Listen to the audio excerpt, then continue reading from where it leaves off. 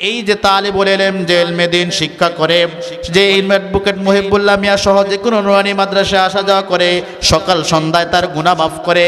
যেহেতু তার গুনাহ নাই, তাহলে কার গুনাহ মাফ হবে? বলে তালিবুল ইলমের যে মা বাবা আছে তার গুনাহ মাফ করা হবে। ও শাহিদাত লাহুমুল মালাইকাতু আন্নাহুম মুতাকাউল্লাহু মিনান নার। আর আসমানের ফেরেশতারা সাক্ষী দেয়, ও দুনিয়ার মানুষ, ও দুনিয়ার মানুষ, ও জিএম বাজারের মানুষ, তোমরা যদি জান্নাতের সার্টিফিকেট প্রাপ্ত সুসংবাদ প্রাপ্ত কোন মানুষকে দেখতে চাও, দুনিয়ার ভিতরে যদি কোনো জান্নাতি মানুষকে দেখতে চাও, তাহলে এই যে অ্যাডভোকেট মুহিবুল্লাহ মিয়া নুরানি মাদ্রাসায় যে সকল ছেলে মেয়েগুলি আসা যাওয়া করে, সেই ছাত্র ছাত্রীগুলিকে তোমরা দেখো। বলেন সুবহানাল্লাহ। অন্য এক হাদিসে আল্লাহর হাবিব সাল্লাল্লাহু আলাইহি ওয়াসাল্লাম বলেন, তালিবুল ইলমের এত মর্যাদা, তালিবুল ইলমের এত মর্যাদা, যেই তালিবুল ইলম ঘর থেকে বের হইয়া মাদ্রাসায় রওনা করলো অথবা মাদ্রাসা থেকে ঘরে রওনা করলো, ওই তালিবুল ইলমের সম্মানার্থে আল্লাহর তৈরি নূরের তৈরি ফেরেশতাদের নূরের পাখা ওই তালিবুল ইলমের পায়ের নিচে বিছিয়ে দেয়। চিল্লায়া বলেন সুবহানাল্লাহ। ও পর্দার আড়ালের মা ও বোনেরা, ভালো করে শুনে রাখুন, ওই ঘর কত বরকতময় ঘর, ওই ঘর কত পবিত্র ঘর, যেই ঘরে প্রতিদিন তালিবুল ইলমের পারা পড়ে, ওই ঘর কত বরকতময় ঘর, যেই ঘরে প্রতিদিন নূরের তৈরি ফেরেশতারা তাদের নূরের পাকা বিছিয়ে দেয়, ওই ঘর কত বরকতময় ঘর, যেই ঘরে 3 বেলা একটা ছাত্র লজিন খায়। কি বলেন, কথা ঠিক না বেঠিক? কত বরকতময় ঘর। আজকে তারা তালিবুল ইলম কোরআন শিখবে, কোরআনের কত মর্যাদা। মুহতারাম হাজিরিন, আমরা জানি যেই সিনার ভিতরে কোরআন নাই, ওই সিনার ভিতরে থাকে শয়তান। যেই ঘরের ভিতরে কোরআন তেলাওয়াত করা হয় না, ওই ঘরের ভিতরে রহমত থাকে না। যেই ঘরের ভিতরে কোরআন তেলাওয়াত করা হয়, ওই ঘরের ভিতরে রহমত আর সাকিনা অবতীর্ণ হয়। এমনও ঘর আছে, ঘরের একজন সদস্য কোরআন তেলাওয়াত করতে পারে না, না স্ত্রী কোরআন তেলাওয়াত করতে পারে, না স্বামী তেলাওয়াত করতে পারে, না সন্তান তেলাওয়াত করতে পারে। ওই ঘরটার মতো হতভাগা ঘর আর কোনো ঘর নাই। জোরে বলেন, কথা ঠিক না বেঠিক? তাই এই ধরনের ঘরের যারা আছে তাদেরকে সম্মান করে বলে যাব, আল্লাহ বলেছেন লা তাকনাতু মির রাহমাতিল্লাহ, আমার রহমত থেকে নৈরাশ হয় না। পর্দার আড়ালের মা ও বোনেরা, এই মাদ্রাসা একদিন বড় হবে, আস্তে আস্তে দূর দূরান্ত থেকে ছাত্র আসবে। এজন্য যে সমস্ত ঘরে কোরআন পড়ার মতো কেউ নাই, তাদেরকে আমি আবদার, ও দুনিয়ার মানুষ, আল্লাহর হাবিব ডাক দিয়া বলে, যারা স্বর্ণের মতো দামি, হীরার মতো দামি, এরকম ভাবে মণি মুক্তার মতো দামি দুনিয়াতে আসছো, তারা কি করো? আলেম হও, কোন আলিমান আলেম হও। আর যদি কপালটা পুড়ে যায়, চেষ্টা করো নাই, আলেম হও নাই, আও মুতাআল্লিমান, তাহলে আল্লাহ পাক তোমাকে একবারে ফালাইয়া দেয় নাই, আলেমের ছাত্র হও। আর যদি আলেমের ছাত্র না হইতে পারো, হ্যাঁ, আও মুহিনান, তাহলে আলেম কথা শোনো, আলেম যা বলে সেটা কি করো? শোনো। আপনি ছাত্র হইতে পারলেন, আলেম হইতে পারলেন না, আলেমের ছাত্র হইতে পারলেন না, বুড়া হয়ে গেছেন, হ্যাঁ, বা নিজের কাউকে আলেমও বানাইতে পারেন না। এখানে অ্যাডভোকেট মুহিবুল্লাহ মিয়া নুরানি হাফিজি মাদ্রাসা আছে, সেই মাদ্রাসায় কি লাগে? একজন ছাত্র লজিন লাগবো, তারে নেন। মাদ্রাসায় একটা ফ্যান লাগবো, নেন। মাদ্রাসায় 100 ইট লাগবো, 100 ইট দেন। 1 বস্তা সিমেন্ট লাগবো, সেটা দেন। মাদ্রাসায় বোর্ডিং করলে চাউল লাগবো, ডাউল লাগবো, সেটা দেন। হ্যাঁ, একজন ছাত্র চলতে পারে না, তাকে একটা পোশাক ছেলে দেন। আল্লাহ রসুল বলেন, যদি এটাও না পারো, আও মুহিব্বান, অন্তত মোহাব্বত করো। 1 নম্বরে বলছে আলেম হও, আলেম না হইতে পারলে আলেমের ছাত্র হও, আলেমের ছাত্র না হইতে পারলে আলেমের কথা শ্রবণ করো। যখন যা লাগবে, হুজুর আমি তো আলেম হইতে পারি নাই, আমি তো ছাত্র হইতে পারি নাই, নিজের সন্তানকেও দিতে পারি নাই, কিন্তু আল্লাহ পাক আমাকে টাকা দিয়েছে, জায়গা দিয়েছে, জমি দিয়েছে, পয়সা দিয়েছে, হ্যাঁ আমার ঘরে একজন ছাত্র দিতে পারেন, হ্যাঁ হুজুর মাদ্রাসায় লাগবে টাকা, আমি দিব ইনশাল্লাহ। এভাবে জরুরতগুলাকে পুরা করো। আল্লাহ রসুল বলে, সেই সামর্থ্য যদি তোমার না থাকে, আলেমও হইতে পারো নাই, ছাত্র হইতে পারো নাই, কিছুতে জীবা সেই টাকাটাও নাই, আও মুহিব্বান, অন্তত আলেমকে মোহাব্বত করো। বলেন সুবহানাল্লাহ। আমরা আলেমের সাথে মোহাব্বত রাখবো না দুশ্মনী রাখবো? দুশ্মনী রাখলে ক্ষতি আছে। কি? এই হাদিসের মধ্যে আল্লাহ রাসূল বলেন, ওয়ালা তাকুন খামিসা, সাবধান সাবধান সাবধান, কিন্তু কি হয় না, হ্যাঁ ৫ নাম্বার হও না। যদি ৫ নাম্বার হও তোমার জন্য ধ্বংস অনিবার্য। ওয়ালা তাকুন খামিসা ফাতাহলিক, যদি তুমি ৫ নাম্বার হও তাহলে তোমার জন্য ধ্বংস অনিবার্য। মেরে মুহতারাম হাজিরিন, আজকে বিভিন্ন জায়গায় এমন লোক আছে নিজে নামাজ না পড়লে কি হবে, ইমাম সাহেবের ভুলটা কিন্তু ঠিক মতো ধরে, কি কোন আছে না নাই? নিজে মাদ্রাসায় না গেলে কি হবে, সন্তান মাদ্রাসায় না দিলে কি হবে, মাদ্রাসার হুজুররা ঠিক মতো আইলো কি আইলো না, পড়াইলো কি পড়াইলো না, এই ভুলটা কিন্তু ঠিক মতোই ধরে। ফোন দিছে, হুজুর কি ব্যাপার আজকে আজান ৫ মিনিট দেরি হয়েছে কা? কয় কি রে মগাইদি মসজিদে আয়া নাই, জানলো কেমনে আজান ৫ মিনিট দেরি হয়েছে কা? কবে আপনি কেমনে কইছেন? কয় ওই যে আমি টয়লেটে বয়া বয়া বেরি টানি, আপনি আজান দিচ্ছেন আমি টের পাইছি, ছায়া দেখছি যে এখন ৫ মিনিট লেট হয়েছে। এরকম মগা দেশে আছে না নাই? নিজে সংশোধন হয় না কিন্তু হুজুরের সংশোধন করে।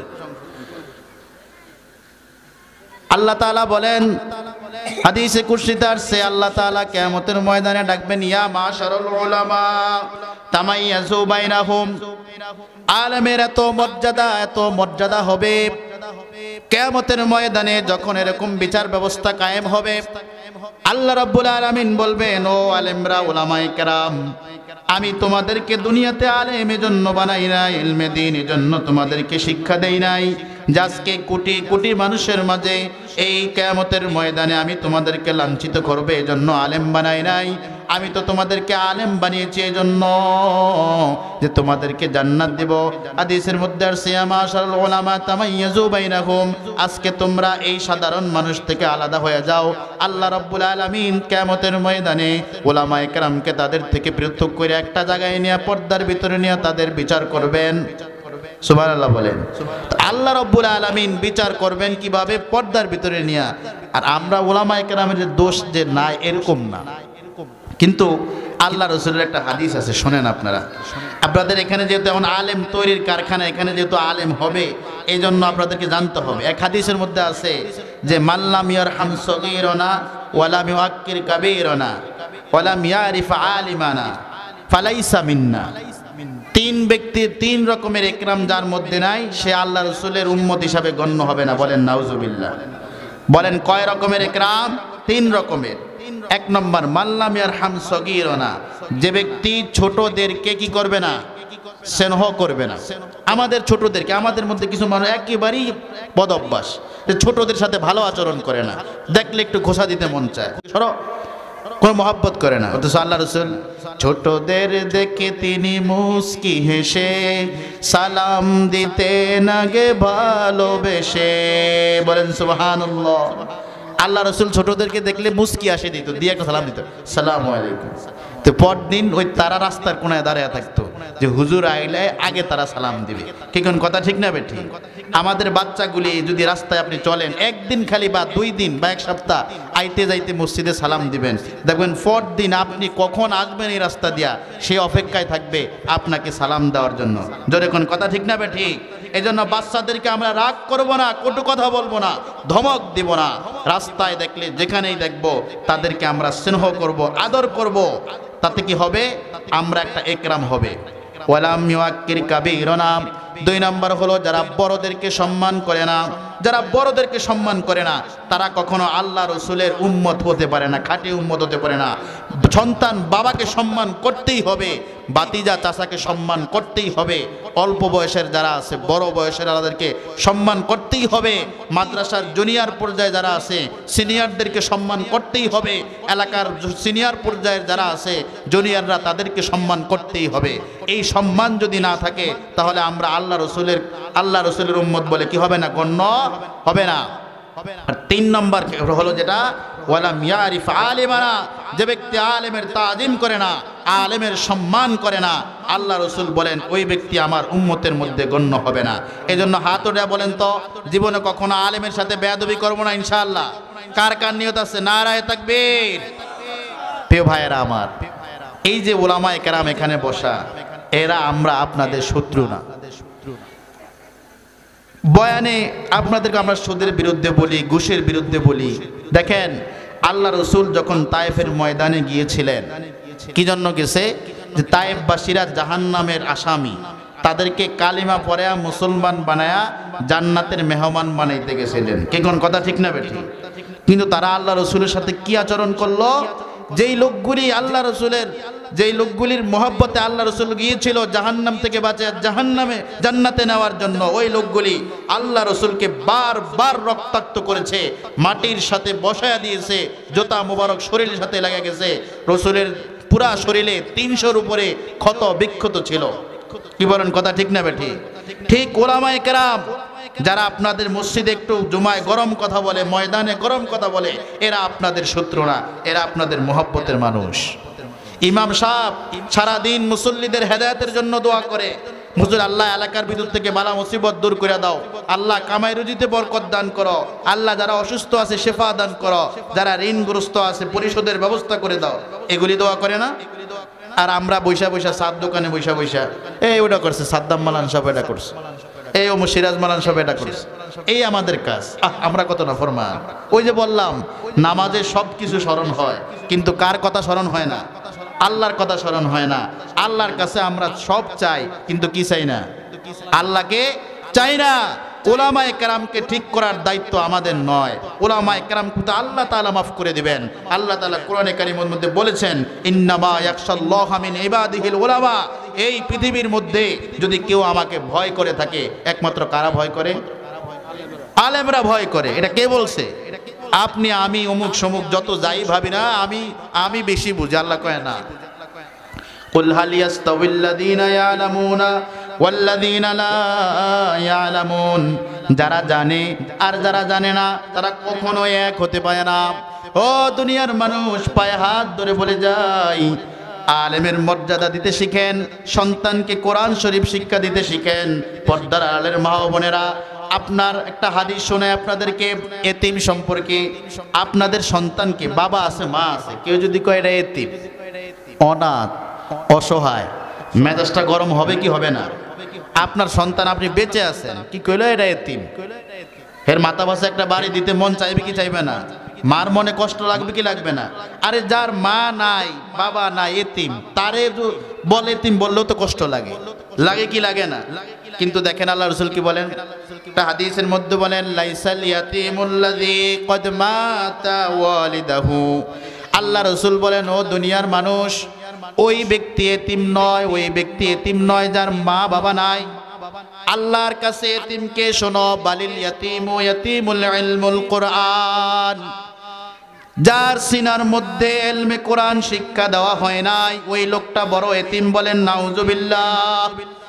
ও পর্দার আড়ালের মা ও বোনেরা, সম্মানিত ভাই ও বোনেরা, শুনে রাখুন, আপনি আপনার সন্তানকে প্রাইমারি পড়াইলেন, হাই স্কুল পড়াইলেন, কলেজ ইউনিভার্সিটি সব পড়াইলেন, বাংলাদেশ থেকে লেখাপড়া শেষ করে মিশর, ইউরোপ, আমেরিকা, লন্ডন সব জায়গা থেকে দুনিয়ার সমস্ত বড় বড় ডিগ্রিগুলা শিক্ষা দিয়ে আসলেন, কিন্তু এলাকায় আইসা জানাজার নামাজের নিয়তটা কিভাবে এটা পর্যন্ত হুজুরকে জিজ্ঞাসা করে, ঈদের নামাজের নিয়তটা কিভাবে সেটাও জানে না, কোরআন শরীফের একটা আয়াতও সে বলতে পারে না। ভালো করে শুনে রাখেন, রাসূলের এই কথা অনুযায়ী আপনার ছেলে তার মা বাবা বেঁচে থাকা সত্ত্বেও এতিম। বলেন নাউজুবিল্লাহ। যেই মা বাবা তার সন্তানকে কোরআন শিক্ষা দিল না, দুনিয়ার সব কিছু যদি তাকে শিক্ষা দেয়, তো ওই মা বাবা তার সন্তানের সাথে বড় খেয়ানত করেছে, ওই সন্তানের সাথে বড় বেয়াদবি করেছে। কিয়ামতের ময়দানে এই সন্তানই মা বাবাকে মাটির উপরে শোয়ায়া, তাদের শরীরের উপরে, হাদিসের মধ্যে আছে, তাদের গালে মুখে পাড়ায়া জাহান্নামে নিয়ে যাবে। বলেন নাউজুবিল্লাহ। কিয়ামতের ময়দানে দুই ব্যক্তি পসারা হবে, একজন জান্নাতি আর একজন জাহান্নামী। জান্নাতি ব্যক্তি দীর্ঘদিন জান্নাতে থাকার পরে হঠাৎ করে জাহান্নাম থেকে একজন ফেরেশতা আসবে, আয়েশা বলবে, ও জান্নাতি ভাই, আগামীকাল থেকে তুমি আর জান্নাতে থাকতে পারবে না, আগামীকাল থেকে তোমাকে জাহান্নামে যেতে হবে। লোকটা আশ্চর্য হয়ে যাবে, মহিলা মা আশ্চর্য হয়ে যাবে, বলো কি, আমি তো দুনিয়াতে অনেক নেক আমল করেছিলাম, আমি কেন জাহান্নামে যাব? আমি তো জান্নাতের মালিক। ফেরেশতারা ডেকে বলবে, হ্যাঁ আপনি অনেক পর্দাশীল ছিলেন, নামাজ পড়েছেন, কোরআন তেলাওয়াত করেছেন, সবই করেছেন। বাবাকে বলবে, হ্যাঁ আপনি ভালো ছিলেন, নামাজ পড়ছেন, মসজিদে গেছেন, চিল্লায় গেছেন, সব করছেন, কিন্তু আপনার সন্তানকে নামাজ শিক্ষা দেন নাই, ইলমে দ্বীন শিক্ষা দেন নাই, কোরআন হাদিস শিক্ষা দেন নাই, আপনার মেয়েকে পর্দা শিক্ষা দেন নাই। নিজে তো হাত মোজা পা মোজা লাগিয়ে রাস্তায় বের হইছেন, কিন্তু যুবতী মেয়েটাকে মেকআপ করে রাস্তায় নামাইছেন। আপনি মারা গেছেন, আপনার সন্তানরা দুনিয়াতে বেঁচে আছে, আপনার সন্তান নামাজ পড়ে না, সারাদিন গুনার কাজে লিপ্ত থাকে, তার একটা গুনাহ আপনার আমল নামায় এসে জড়ো হয়। আপনি যেই সম্পদ দুনিয়াতে রেখে আসছেন, সন্তান, সেই সন্তান দিনী কাজে টাকাগুলা ব্যয় করে না, গুনাহের কাজে ব্যয় করে, খারাপ কাজে ব্যয় করে। ওই খারাপ কাজের গুনাহের একটা অংশ আপনার আমল নামায় এসে জমা হয়। ওই যে মেয়েটা রেখে আসছেন, পরের কাছে বিবাহ দিছেন, পর্দাওয়ালা লোকের কাছে বিবাহ দেন নাই, যার কাছে দিলে পর্দা করবে, নামাজ পড়বে, তেলাওয়াত করবে, আজকে সে গুনাহ করে স্বামীকে নিয়ে পার্কে যায়, স্বামীকে নিয়ে মার্কেট করতে যায়, গুনার পরিবেশে চলে। হ্যাঁ, সারাদিন মোবাইল নিয়ে ব্যস্ত থাকে, তেলাওয়াত করে না। সে যেই গুনাহ করে, গুনার একটা অংশ আপনার আমল নামে এসে জড়ো হয়, যার কারণে আপনার নেকির পাল্লা হালকা হয়ে গেছে, গুনার পাল্লা ভারী হয়ে গেছে। সুতরাং আপনি আগামীকাল থেকে জাহান্নামের মালিক হয়ে যাবেন। চিল্লে বলেন নাউজুবিল্লাহ। কি আমাদের মধ্যে এমন লোক আছে না নাই? নিজে নামাজ পড়তে পড়তে কপাল কালো দাগ, কিন্তু সন্তানকে নামাজ রোজার খবর নাই। মা পর্দা, ফুল পর্দা, কেউর দেখা দেয় না, কিন্তু মেয়ে যে পর্দা করে না এটা খবর নাই। সম্মানিত মা বোনরা, মনে কষ্ট নেবেন না। আল্লাহ তাআলা কোরআনে কারীমের মধ্যে বলেছেন যে, হে ঈমানদারেরা, তুমি নিজ কু আনফুসাকুম ওয়া আহলিকুম নার, তুমি নিজ জাহান্নাম থেকে বাঁচাও, তোমার পরিবারকেও জাহান্নামের আগুন থেকে বাঁচাও। এজন্য আমরা তাদেরকে জাহান্নামের আগুন থেকে বাঁচাবো তো ইনশাআল্লাহ। মনে রাখবেন, তাদেরকে জাহান্নামের আগুন থেকে না বাঁচালে তাদের সাথে সাথে আমাদেরকেও জাহান্নামে যেতে হবে। আরেকজন ব্যক্তি জাহান্নামে ছিল, আরেকজন মা জাহান্নামে ছিল, বাবা জাহান্নামে ছিল। হঠাৎ করে জান্নাতের ফেরেশতারা আয়েশা বলবে, তোমার জন্য খুশ খবর, সুসংবাদ। কি? কয় আগামীকাল থেকে তুমি জান্নাতে যাইবা। বলেন সুবহানাল্লাহ। বলেন কি? আমার মতো ফাফি, আমি যে গুনাহ দুনিয়াতে করছি, এত তাড়াতাড়ি জান্নাতে যাওয়ার তো কথা আমার না। বলে তাহলে কিভাবে? বলে হ্যাঁ তুমি জান্নাতি। বলে কিভাবে? ওই যে তুমি নিজে নামাজ পড়ো নাই, ঠিক আছে, গুনার কাজ করছো, কিন্তু তোমার একটা বাচ্চা ছিল, তুমি মহিবুল্লাহ, অ্যাডভোকেট মহিবুল্লাহ মিয়া সাহেবের মাদ্রাসায় নুরানিতে ভর্তি করাইছিলা, তুমি তো মরে গেছো, তুমি তো কবরে চলে আসছো, তুমি অমুক মাদ্রাসায় ভর্তি করাইছো, অমুক হাফিজি মাদ্রাসায় দিছো। আজকে তোমার ছেলে মাদ্রাসায় যায়, প্রতিদিন আসা যাওয়া করে, তার প্রত্যেকটা কদমের বদলে এক এক বছর নফল ইবাদতের সওয়াব পায়। ওটার অংশ তোমার আমল নামে আইসা জমা হয়েছে। সে এখন কোরআনে হাফেজ হয়েছে, প্রতিদিন তেলাওয়াত করে, সে এখন মসজিদের ইমাম হয়েছে, প্রতিদিন রব্বির হামহুমা বলে দোয়া করে। তোমার আমল নামে আইসা জমা হয়। তোমার মেয়েটাকে পর্দা শিখাইছ, ভালো একটা দিনদার জামাই দেখা বিবাহ দিছ, সে তাকে গুনাহের কাজে বের হইতে দেয় না, পর্দার খেলাফ করতে দেয় না, বিনা পর্দায় রাস্তায় বের হয় না, বিনা পর্দায় পার্কে যায় না, কারোর সাথে মজা ঠাট্টা করে না, কোরআন পড়ে, নামাজ পড়ে, প্রত্যেক নামাজের পরে তোমার জন্য কেঁদে কেঁদে দোয়া করে। আজকে তার আমলগুলার একটা অংশ তোমার নেকির পাল্লায় এসে জড়ো হয়, যার কারণে তোমার নেকির পাল্লাটা বারো হয়ে গেছে। বলেন সুবহানাল্লাহ। আপনার আমার বেলায় কিন্তু তাই হবে। কি কোন কথা ঠিক না বেঠি? এজন্য আমরা আমাদের সন্তানগুলিকে, আমি আর কথা লম্বা করব না, যেই আয়াতগুলা পড়ছিলাম মাত্র 7টা গুণের একটা গুণ বলছি, বাকি 6টা গুণ শূন্য আপনারা যাবেন ইনশাআল্লাহ। খুব অল্প সময়ের মধ্যে শেষ করতেছি। তাহলে মুমিনদের একটা গুণ হলো তারা নামাজ পড়ে খুশু খুজু সহকারে। বলেন কিভাবে নামাজ আদায় করে? খুশু খুজু সহকারে নামাজ আদায় করে। ওয়াল্লাযীনা হুম আনিল লাগwi মুরিদুন।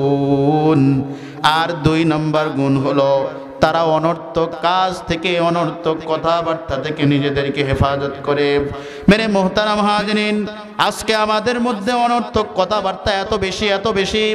মাগরিবের নামাজ পড়ে আমরা দোকানে বসি, এশারের আগ মুহূর্তে উঠি। এই যে পুরা সময়টা আমরা দোকানে বসা ছিলাম, শুধু এলাকায় কে কি করেছে, কার মেয়ে কাকে হুকে দিয়েছে, কার ছেলে কাকে হুকে দিয়েছে, কার স্ত্রী কিভাবে চলে, কে কিভাবে চলে, কার কি কাজ, এই গীবত শেখাতে ব্যস্ত থাকি। জোরে বলেন কথা ঠিক না ঠিক? ও পর্দার আড়ালের মা ও বোনেরা, আমরা যখন দুই ঘরের মহিলারা একত্র হই, শুধু অমুক অমুক অমুক মহিলার দোষ, অমুক মহিলার দোষ, এটা নিয়ে ব্যস্ত থাকি। আল্লাযীনা হুম আনিল লাগwi মুরিদুন, অনর্থক কাজ থেকে বিরত থাকার মধ্যে এটাও একটা, যে মোবাইলে গেমস না খেলা, মোবাইলে খেলাধুলা না করা, অনর্থক ওয়াজ মাহফিল ছাড়া মোবাইলে যে ধরনের বিষয় আমরা সব সময় দেখি, ফেসবুক বলেন, ইউটিউব বলেন, যেগুলোর দ্বারা কোনো ফায়দা নাই, ওয়াল্লাযীনা হুম আনিল লাগwi মুরিদুন, এটাও কিন্তু একটা লঘু জিনিসের মধ্যে মতো। এই জন্য মুমিনের 2 নম্বর গুণ হলো, মুমিনরা কখনো লঘু কাজ করে না, অনর্থক কাজ করে না, খারাপ কাজ করে না, যেই কাজের দ্বারা কোনো ফায়দা নাই এমন কোনো কাজ তারা করে না। 3 নম্বর গুণ, আল্লাযীনা হুম, নারী হোক পুরুষ হোক, তারা তাদের লজ্জাস্থানকে হেফাজত করে। পুরুষরা তাদের লজ্জাস্থানকে অবৈধ জায়গায় ব্যবহার করে না, নারীরা তাদের লজ্জাস্থানকে অবৈধ জায়গায় ব্যবহার করে না। এটা মুমিনের অন্যতম একটা গুণ। ওয়াল্লাযীনা হুম লিআমানাতিহিম ওয়া আহদিহিম রাউন, এখানে 2টা গুণ বলা হয়েছে। একটা হয়েছে অঙ্গীকার। মুমিনের একটা গুণ হলো তারা কখনো ওয়াদা ভঙ্গ করে না। ওয়াদা ভঙ্গ করে মুনাফিকরা। ওয়াদা ভঙ্গ করে কারা? মুনাফিকরা। কিয়ামতের আগে ওয়াদা ভঙ্গ করা ছড়াছড়ি, এই মুহূর্তটা একদম ঠিক মনে, কিয়ামতের আগ মুহূর্ত। চতুর্দিকে ওয়াদা ভঙ্গ, দোকানদার ওয়াদা ভঙ্গ করে, বিক্রেতা ওয়াদা ভঙ্গ করে, ক্রেতা ওয়াদা ভঙ্গ করে, দেনাদার ওয়াদা ভঙ্গ করে, পাওনাদার, সবাই শুধু ওয়াদা ভঙ্গ। আল্লাহ রসুল বলছেন যে ওয়াদা ভঙ্গ করে সে বড় মুনাফিক। ওয়াদা ভঙ্গ করে কি? বড় মুনাফিক। আর একটা হইল ওয়া আমানাতিহিম, আমানত। আমান আর ঈমান একই। একটা হইল ঈমান, আর একটা হইল আমান। আমান মানে আমানত, আর ঈমান মানে তো ঈমান। ঈমান তো সবচেয়ে বড় জিনিস, কিন্তু ঠিক ঈমানের পাশেই রাখছে আমান, আমানত। অর্থাৎ যার আমানতদারি নাই তার ঈমান নাই। বলেন নাউজুবিল্লাহ। আমরা তো খালি আমানত মনে করি টাকা পয়সা, যে এরা আমার না। আপনি একজনের একটা কথা শুনছেন, আপনি যা লাগে ভাই আওয়ামী লীগের ভাইয়েরা বিএনপি আলা করে দিছে গালি দিছেন, লাগে আপনার এক লাগানিতে এলাকার ভিতরে খুনাখুনি, রক্ত বের হওয়া হয় কি হয় না? টাটকা মুনাফিক। এটা কখনো কি হতে পারে না? মুমিন হতে পারে না, সে যত বড় নামাজি হোক। আপনি দল করবেন করেন, যে একজনের কথা আরেকজনের কাছে লাগিয়ে দেবেন, এটা কেমন কথা? শুনছেন, এটা শুনে রাখেন এখানে। এজন্য লা ঈমানা লিমান লা আমানাতাহু। পর্দার আড়ালের মা ও বোনেরা ভালো করে মনে রাখবেন, এক মহিলার কথা আরেক মহিলার সাথে, এক ঘরের কথা আরেক ঘরের সাথে পেঁচ লাগায় দেওয়া, এটা কোনো মুমিন মহিলার কাজ হতে পারে না। এটা টাটকা মুনাফিকের পরিচয়। এই মোট 6টা হলো। কি কি? 1 নম্বরে হলো খুশুখুজুর সাথে নামাজ আদায় করা, 2 নম্বরে অনর্থক কাজ থেকে হেফাজত করা, 3 নম্বর যাদের উপরে যাকাত ফরজ হয়েছে সক্রিয়ভাবে যাকাত আদায় করা, 4 নম্বর নিজের লজ্জাস্থানকে অবৈধ কাজ থেকে হেফাজত করা, 5 নম্বর কারো সাথে ওয়াদা ভঙ্গ না করা, 6 নম্বর আমানত রক্ষা করা, 7 নম্বর হলো সময় মতো গুরুত্ব ইহতিমামের সাথে নামাজ আদায় করা। ওয়াল্লাযীনা হুম আলা সালাতিহিম ইউহাফিজুন। খুশুখুজু নামাজ এক জিনিস, আর গুরুত্ব বোঝা সময় মতো নামাজ আদায় আর আরেক জিনিস। আপনি একা একা নামাজ পড়েন খুব তাড়াতাড়ির সাথে, কিন্তু সময় মতো নামাজ নাই। আমি ব্যবসায়ী মানুষ, ওই সারা দিনের ব্যবসার কাজ শেষ করে তারপরে বিল যায় অবস্থায় এসে নামাজ আদায় করলাম। আমি বিলে থাকি, খাত কামারে কাজ করি, ওই সারাদিন কাজ সাইরা আইসা যায় অবস্থায় নামাজ আদায় করলাম। এই নামাজ আল্লাহ তাআলার কাছে কি নয়? দামি নয়। মুমিনদের অন্যতম একটা গুণ হলো তারা সময় মতো নামাজ আদায় করবে। সাহাবায়ে কেরাম রাদিয়াল্লাহু তাআলা আনহুম আজমাইন, তাদের কি অভ্যাস ছিল? যখন এরকমভাবে নামাজের আজান হইতো, আল্লাহু আকবার, মুয়াজ্জিন আজান দিছে, ওই যে কুঠার দিয়া সেরকম লাকড়ি ফালাইতো, আল্লাহু আকবার করার সময় পিছনের দিকে কুঠারটা ফালাইয়া দিত, কুঠারটার সামনে নেয় নাই। বলেন সুবহানাল্লাহ। এভাবে সময় মতো আমাদেরকে নামাজ আদায় করতে হবে। ঠিক আছে, পারবো তো ইনশাআল্লাহ? এবার আমার সাথে আপনারা একবার বলেন তো, শেষ করে দিতেছি। বলেন মুমিনের সফল কারা? মুমিন হয়েছে যারা। বলেন সফল কারা? মুমিন হয়েছে যারা। সকালে ইনশাআল্লাহ একজন শোনাবেন। মুমিন হয়েছে যারা। মুমিনের বিশেষ 7টা গুণ। কয়টা গুণ? 7টা গুণ। 1 নাম্বার তারা খুশু-খুজুর সাথে নামাজ আদায় করে। কিসের সাথে? খুশু-খুজুর সাথে নামাজ আদায় করে। 2 নাম্বার, তারা অনর্থক কাজ কর্ম কথাবার্তাতে যদি কোনো লোক দেখেন নামাজ পড়ে কিন্তু অনর্থক কাজ, ওই যে টিভির সামনে বইয়ে ফান চাবাইতে আসি, ভাই কি আরেন কি আর সময় কাটাইতে আসি, না এই লোক মুমিন হইতে পারে না। কারণ মুমিন কি করে না? অনর্থক সময় নষ্ট করে না। সাহাবায়ে কেরাম রুটির বদলে ছাতু খাইছে, ছাতু। রুটি খায়া দেখছে রুটিতে অনেক সময় নষ্ট হয়, এই জন্য তারা ছাতু খাইতো, মানে কোনো রকম পানির ভিতরে গুল্লা খাইতো। এই রুটি খাওয়ার ভিতরে আর এই ছাতু খাওয়ার ভিতরে এত সময়ের পার্থক্য যে 70 বার বেশি সুবহানাল্লাহ বলা যায়। সুবহানাল্লাহ বলে। সাহাবায়ে কেরাম যখন শুনছে মাংস মাতানা যা যে চুপ থাকে সে নাজাত পায়, তখন থেকে কথা বলা বন্ধ করে দিছে। সুবহানাল্লাহ। কিভাবে বন্ধ করছে? যখন তাদের কথা বলার দরকার হইতো কাগজে লেখা নিত, কাগজে, আসসালামু আলাইকুম ভাই, আমার এই জিনিসটা দরকার, নেন কাগজ। এভাবে কাগজে, মুখ দিয়ে কোনো কথাই বলতো না। তারপরেও সাহাবায়ে কেরাম, আল্লাহু আকবার, এমনিতেই তারা জান্নাতের সার্টিফিকেট পান নাই, সন্ধ্যাবেলায় ঘুমানোর সময় কাগজটা হাতে নিতেন, নিয়ে গণতেন 1 2 3 4 কয়টা কথা প্রয়োজনীয় লেখছে আর কয়টা কথা অপ্রয়োজনীয় লেখছে। বলেন সুবহানাল্লাহ। এজন্য আমরা সব সময় চেষ্টা করব, সমাজে যারা বেশি কথা বলে তাদেরকে কেউ পছন্দ করে না। জ্ঞানী মানুষ কথা কম বলে না, বেশি বলে। আর এটা মনে রাখবেন, হ্যাঁ, আর এটাও মনে রাখবেন যে মাংসমাতা নাজা, যে চুপ থাকে সে নাজাত পায়। এই একটা আমল আপনারা করেন তো কালকে থেকে, যে হুজুর আমার কথা বলার বেশি অভ্যাস, আমি আজকে থেকে একটা আমল করলাম যে আমি সব জায়গায় চুপ থাকবো ইনশাআল্লাহ। আল্লাহ রসুলের হাদিস যদি সত্য হয়, প্রিয় মা ও বোনেরা, বেশি বেশি চুপ থাকবেন। যেখানে দেখবেন মানুষের আড্ডা, নিজেকে আস্তে আড়াল করে নেবেন। মাংসমাতা নাজা, যে চুপ থাকে সে নাজাত পায়। একা একে গিয়া পারলে তাসবিহ জপবেন। মা, যে ব্যক্তি জিকির করতে করতে জিহ্বা তর্তজা রাখবে, হাসতে হাসতে জান্নাতে প্রবেশ করবে। তাহলে 3 নাম্বার হলো, 2 নাম্বার হলো লজ্জা থেকে হেফাজত, 3 নাম্বার যাকাত আদায় করা, 4 নাম্বার নিজের লজ্জাস্থানকে হেফাজত করা, 5 নাম্বার আর ওয়াদা ভঙ্গ না করা, 6 নাম্বার এরকম আমানতের খেয়ানতদারি না করা, ওয়াক্ত মতো নামাজ আদায় করলা। যে কথাগুলি বলেছি আল্লাহ তাআলা আমাদের সবাইকে আমল করার তৌফিক দান করুক। মাহফিল কি আজকেই না আরো একদিন আছে? আরো একদিন আছে না? যদি আরো একদিন থাকে, আজকে তো লোক হয়তো আমার আলোচনা অত ভালো লাগে নাই, কালকে যিনি আসবেন ইনশাআল্লাহ তিনি অনেক বড় আলোচক, তার কণ্ঠ অনেক সুন্দর, অনেক ভালো, অনেক মজা, আপনারা শুনতেই মন চাবে। খুব ধৈর্য নিয়ে আসবেন, সময় নিয়ে আসবেন, যে অন্তত রাত দেখবেন আর না হইলেও 11:30 পর্যন্ত ইনশাআল্লাহ হুজুরে বয়ান করবে, এজন্য আসবেন। তবে একটা 2টা আপনাদের প্রতি 2টা আমার আরজ। একটা আরজ হইল, আসার সময় একজনে 2 জন করে লোক নিয়ে আসবেন, পারবেন তো ইনশাআল্লাহ? যে আজকে আমি একা আসছি, কালকে যারা মাহফিলে আসে নাই এমন আরো 2 জন নিয়ে আসবো, নাকি যারা আইছে এমন 2 জন নিয়ে আসবে? যারা মাহফিলে আসে নাই এমন 2 জন লোক নিয়ে আসুন। তা আজকে মোটামুটি যদি 150 200 হয়ে থাকে, এরা আনলে আরো 400 এমনিতে হয়ে যাবে। আর কিছু তো বিনা দাওয়াতেই আসবে। এতে কি লাভ হবে? তারা আইসা যে আলোচনা শুনবে, যে কথাগুলি শুনবে, দিনই এক একটা কথা বলা এবং শোনার দ্বারা 1 বছর নফল ইবাদতের সওয়াব পাওয়া যায়। দেখা গেল ওই তাদের সওয়াব ইনশাআল্লাহ আপনিও পাবেন। পারবেন তো ইনশাআল্লাহ? কে কে পারবেন হাত উঠে দেখান তো দেখি, আল্লাহ তাআলা কবুল করুক। আর 2 নাম্বার আরজি হলো, সুবহানাল্লাহি ওয়া বিহামদিহি সুবহানাল্লাহিল আযীম ওয়া বিশুকরিহি আলহামদুলিল্লাহ ওয়া বিতাওবাতান আস্তাগফিরুল্লাহ। রব্বানা যালামনা আনফুসানা ওয়া ইল্লাম তাগফির লানা وترحمنا لنكونن من الخاسرين.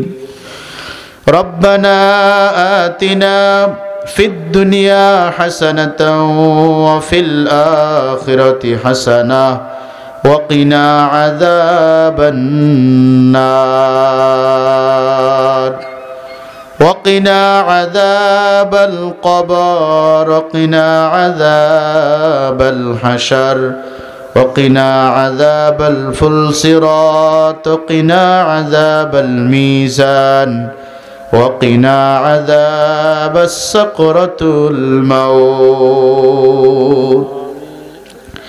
لا إله إلا الله العظيم الحليم لا إله إلا الله رب العرش العظيم لا إله إلا الله رب السماوات والأرض ورب العرش الكريم রব্বির হামহুমা। ওই গুনাহগার পাপিষ্ঠ নাখান্দা বান্দা আল্লাহ অ্যাডভোকেট মহিবুল্লাহ মিয়া সাহেবের নুরানি হাফিজি মাদ্রাসার বাৎসরিক মাহফিলের আজ প্রথম দিনের শেষ অধিবেশন শেষে আমরা কতিপয় গুনাহগার তোমার রহমতের শাহী দরবারে ভিক্ষুকের মতো দুইখানা হাত পেতে দিয়েছি। রব্বুল আলামিন মেহেরবানি করে যা কিছু কথা বলেছি আমাদের সবাইকে আমল করার তৌফিক দান করো। রব্বুল আলামিন হাত তুলেছি, পর্দার আড়ালের মা বোনরা হাত তুলেছে, মজলিসে যারা হাত তুলেছে, জানি না আমাদের মধ্যে কার জনম দুঃখিনী মা দুনিয়ার জমিনে নাই। আল্লাহ 10 মাস 10 দিন গর্ভে ধারণ করেছেন যেই মা, অনেকের মা অন্ধকার কবরে দীর্ঘদিন কষ্ট করে কামাই রুজি করে মাথার গাম ফায়ে ফেলে যেই বাবা আমাদেরকে লালন পালন করেছিলেন, অনেকের সেই বাবা অন্ধকার কবরে। রব্বুল আলামিন মেহেরবানি করে তাদের জিন্দেগির গুনাহগুলো মাফ করে দাও। অন্ধকার কবরে কি হালতে আছে জানি না। রব্বুল আলামিন ছোটবেলায় আমাদেরকে তারা কষ্ট করে লালন পালন করেছে। এই পৌষ মাস মাঘ মাসের শীতের রাত্রিতে আমাদের মা যখন আমরা ছোটবেলায় পেশাব করে দিতাম, এক পাশ থেকে আরেক পাশে নিয়ে ঘুমাইতো, অপর পাশে যখন পেশাব করে দিতাম আল্লাহ নিজের বুকের উপরে নিত। আল্লাহ কখনো নিজে পেশাবের জায়গায় শুয়ে ভিজা স্থানে শুয়ে প্রচণ্ড শীতের মধ্যে আমাদেরকে গরম স্থানে রাখত, কষ্ট নিজে পেত, আমাদেরকে আরাম আয়েশে রাখত।